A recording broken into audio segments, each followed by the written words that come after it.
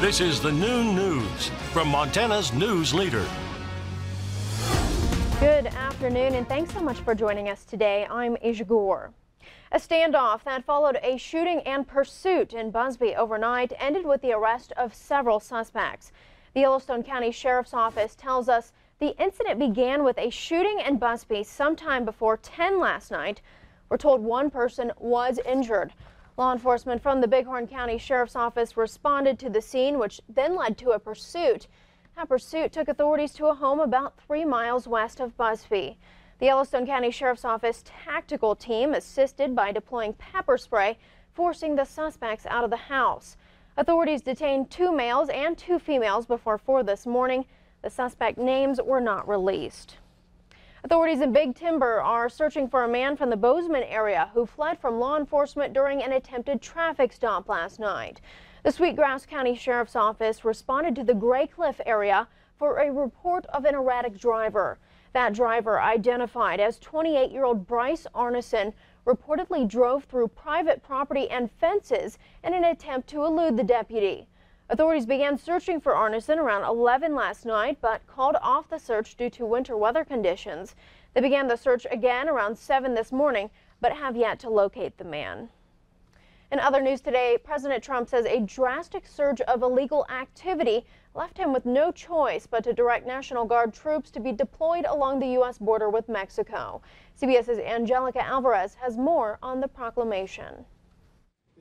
President Trump's decision to send National Guard troops to the U.S.-Mexico border has raised some questions. This is a historically low time for illegal immigration, so it does seem a little strange that we would be sending Guard to the border at this particular time. The president tweeted this morning, saying because of the Trump administration's actions, border crossings are at a still unacceptable 46-year low. Stop drugs. Border arrests this year are down nearly 13% compared to last year.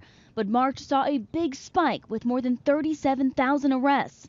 Homeland Security Secretary Kirstjen Nielsen says the March numbers prompted the move. We are at a crisis point. We'd like to stop it before the numbers get even bigger. The White House says it's also working with the border state governors to figure out exactly how many soldiers will be deployed. We're going to send as many troops as we need to get the mission done. So no numbers. No numbers. Nielsen said the effort would be similar to a 2006 operation when President George W. Bush sent 6,000 troops to assist Border Patrol. In 2010, President Obama also sent National Guard members to the southern border. Once deployed, federal law prohibits U.S. military from acting as law enforcement. They can only act in a support capacity and cannot arrest illegal border crossers. Angelica Alvarez, CBS News, the White House. And it's unclear when the troops will be deployed or for how long. Back here in Montana, Governor Bullock says no to a contract extension offer from owners of the private prison in Shelby. He says the offer from CoreCivic is too steep. Bullock's budget and corrections directors flew to Nashville this week to negotiate with CoreCivic, which owns the 700-bed prison in Shelby. If the state extends the contract past 2019, it can recoup nearly $36 million to help the state budget this year. But the governor told MTN News Wednesday CoreCivic's final offer looked to increase its per prison payment by about $12 a day, a near 20% increase. The deal would end a $9 per prisoner use fee paid by the state, meaning a net increase of $3 a day or about 4%. But Bullock says the higher offer is unacceptable. At best, even if we had reached a deal, 15 million of that would have gone to mitigate some of those cuts. And where it leaves us is that we sure as hell shouldn't be entering into a contract that increases 15% for private prison providers at the same time that we're cutting services all across the state. Republican State Representative Rob Cook tells MTN News the deal means at least $20 million would become available to offset budget cuts. He says rejecting the deal means Bullock is content with budget cuts to state services across rural Montana. Leaders of the Environmental Protection Agency are expected in the Butte area next week to address cleanup issues. Regional EPA Director Doug Benevito and EPA Administrator Scott Pruitt's senior aide are flying in from D.C. to visit Butte and Anaconda. The visit comes after a recent agreement was reached in the cleanup in Butte. They plan to lay out a timeline for cleanup proceedings in Anaconda and discuss a recent health study. A special committee set up to address youth suicide in Butte is releasing some positive news. MTN's John Amy explains. Butte formed a committee in 2013 to address a rash of teen suicides. But when 2014 arrived, 3 Butte teens took their own lives over a 6-week period. The committee was shocked.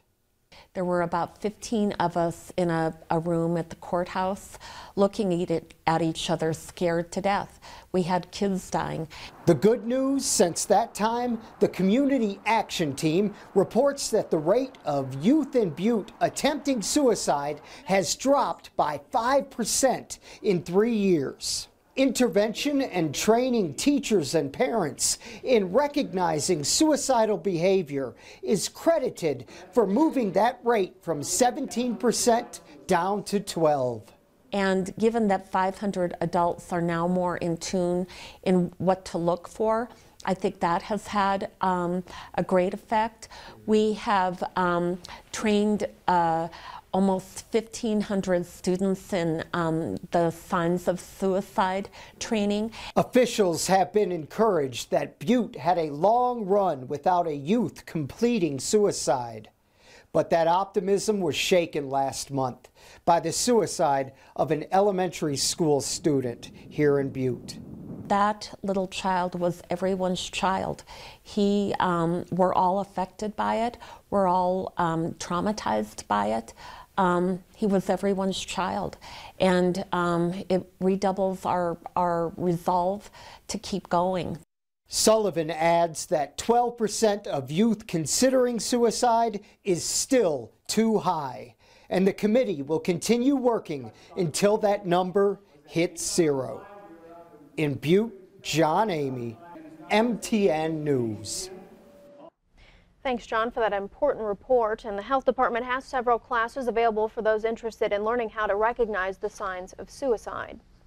Former Montana Superintendent of Public Instruction Denise Juneau is headed to Washington. In a unanimous vote last night, the Seattle Public School Board of Trustees named Juneau as its new superintendent. She oversaw about 145,000 public school students in the entire state of Montana. Now she's responsible for 54,000 in Seattle.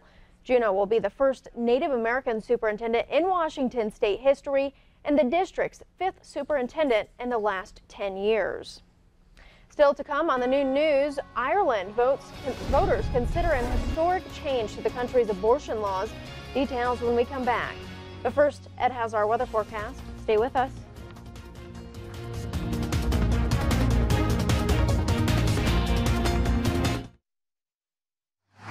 You're watching MTN News with Aja Goare. Storm Tracker weather with Ed McIntosh and Farm and Ranch